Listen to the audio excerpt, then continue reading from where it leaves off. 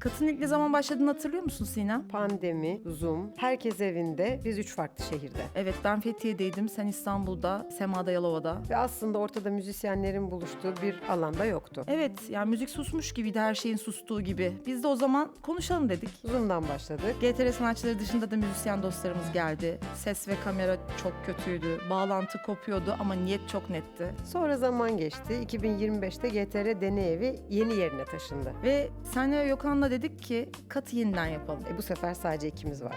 Ve stüdyo. Yani aslında tam da stüdyo gibi değildi. Arkamızda asma iskele, tadilat, yarım kalan duvarlar, talaşlar. Yarı zamanlı şantiye şefi gibiydim bu arada.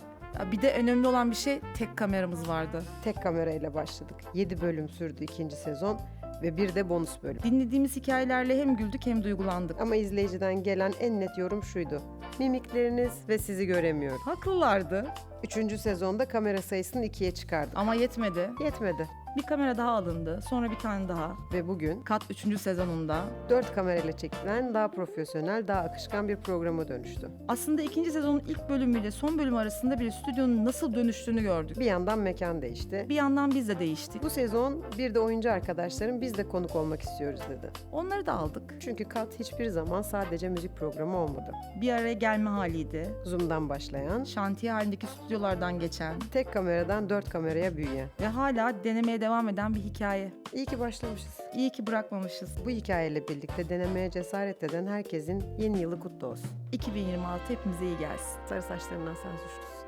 Sen de.